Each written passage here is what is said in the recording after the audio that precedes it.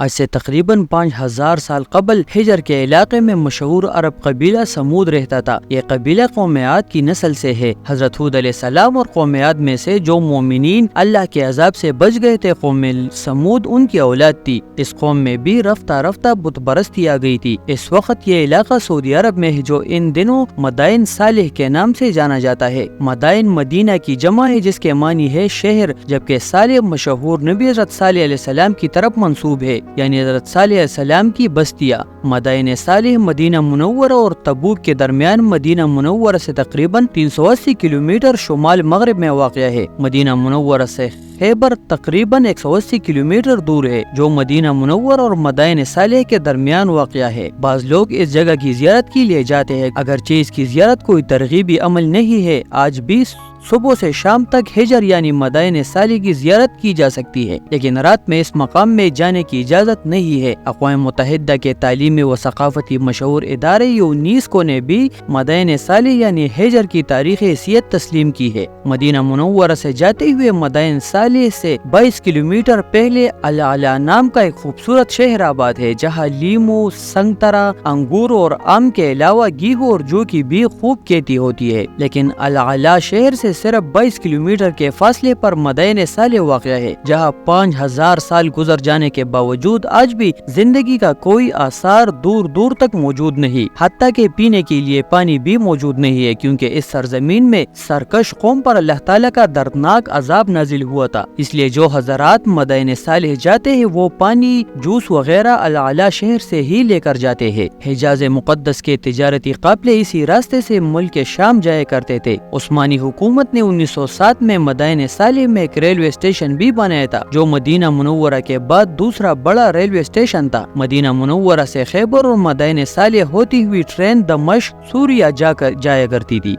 جایا کرتی تھی، مگر سلطنت عثمانیہ کے زوال کے ساتھ ہی یہ تاریخی ٹرین بند ہو گئی۔ غزوہ تبوک کے موقع پر جب نبی اکرم صلی اللہ علیہ وسلم اس علاقے سے گزرے تو آپ نے مسلمانوں کو یہ آثار قدیمہ دکھا کر وہ سبق دیا جو آثار قدیمہ سے ہر صاحب بصیرت شخص کو حاصل کرنا چاہیے، کہ یہ اس قوم کی بستی ہے جس پر اللہ کا عذاب نازل ہوا تھا، لہذا یہاں سے جلدی گزر جاؤ۔ یہ سیرگاہ نہیں ہے بلکہ رونے کا مقام ہے۔ حضرت صالح علیہ السلام حضرت ابراہیم علیہ السلام سے بہت پہلے حضرت نوح علیہ السلام کے بیٹے سام کی نسل سے ہے۔ انہیں قوم سمود کے لیے نبی بنا کر بھیجا گیا تھا۔ یہ قوم بہت طاقتور تھی اور پہاڑوں کو تراش کر گھر بنایا کرتی تھی۔ یہ لوگ بتوں کی عبادت کیا کرتے تھے۔ حضرت صالح علیہ السلام نے اپنی قوم کو بہت سمجھانے کی کوشش کی کہ ایک اللہ کی عبادت کرو، صرف وہی عبادت کے لائق ہے۔ اس نے پوری کائنات کو پیدا کیا، لیکن قوم سمود نے اللہ کے نبی حضرت صالح علیہ السلام کی بات نہیں مانی۔ ایک مرتبہ انہوں نے حضرت صالح علیہ السلام سے مطالبہ کیا کہ اگر آپ ہمارے سامنے کے پہاڑ سے کوئی اونٹنی نکال کر دکھائیں گے تو ہم ایمان لے آئیں گے۔ حضرت صالح علیہ السلام نے دعا فرمائی اور اللہ تعالیٰ نے پہاڑ سے اونٹنی بھی نکال کر دکھا دی۔ جس پہاڑ سے اونٹنی نکلی اسے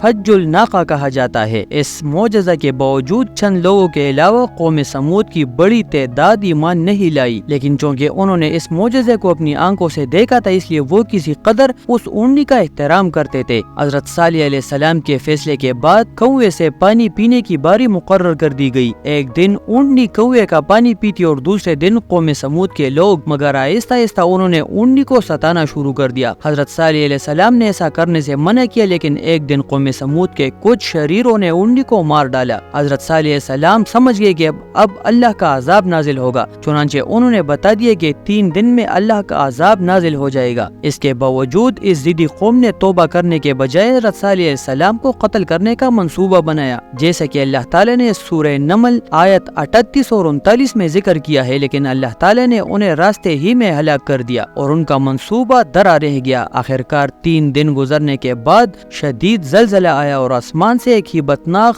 چیخ کی آواز نے ان سب کو ہلاک کر ڈالا۔ اس طرح قوم سمود اپنی پوری طاقت اور قوت کے باوجود ہمیشہ کے لیے ختم ہو گئی اور ان کی بستی قیامت تک کے لوگوں کے لیے عبرت بن گئی۔ اللہ تعالیٰ نے اس قوم کا ذکر متعدد مرتبہ اپنے قرآن کریم میں فرمایا ہے۔ حضرت صالح علیہ السلام کا نام بھی 9 جگہ پر قرآن کریم میں آیا ہے۔ حضرت صالح علیہ السلام ان کی قوم کا تفصیلی ذکر سورہ الاعراف، سورہ ہود، سورہ شعراء، سورہ نمل، سورہ قمر میں وارد ہوا ہے۔ نیز سورہ حجر، سورہ فصلت اور سورہ زاریات، سورہ نجم، سورہ حق اور سورہ شمس میں بھی ان کے مختصر احوال ذکر کیے گئے ہیں۔ چند آیات کا ترجمہ یہ ہے، انہوں نے یعنی حضرت صالح علیہ السلام نے کہا، اے میری قوم کے لوگو، اللہ کی عبادت کرو، اس کے سوا تمہارا کوئی معبود نہیں ہے، تمہارے پاس تمہارے رب کی طرف سے ایک روشن دلیل آ چکی ہے، یہ اللہ کی اونٹنی ہے جو تمہاری نشانی بن کر آئی ہے، اس لیے اس کو آزاد چھوڑ دو تاکہ وہ اللہ کی زمین میں چرتی پھرے، اور اسے کسی برائی کے ارادے سے چھونا بھی نہیں، کہیں ایسا نہ ہو کہ تمہیں ایک دکھ دینے والا عذاب آ پکڑے۔ پھر ہوا یوں کہ انہوں نے اس کو مار ڈالا۔ چنانچہ صالح نے کہا، تم اپنے گھروں میں 3 دن اور مزے کر لو، اس کے بعد عذاب آئے گا، اور یہ ایسا وعدہ ہے جسے کوئی جھوٹا نہیں کر سکتا۔ پھر جب ہمارا حکم آ گیا تو ہم نے صالح کو اور ان کے ساتھ جو ایمان لائے تھے ان کو اپنی خاص رحمت کے ذریعے نجات دی اور اس دن کی رسوائی سے بچا لیا۔ یقیناً تمہارا پروردگار بڑی قوت کا، بڑے اقدار کا مالک ہے، اور جن لوگوں نے ظلم کا راستہ اپنایا تھا ان کو ایک چنگاڑ نے آ پکڑا، جس کے نتیجے میں وہ اپنے گھروں میں اسی طرح اوندے پڑے رہ گئے۔ سورہ ہود 61 تا 67۔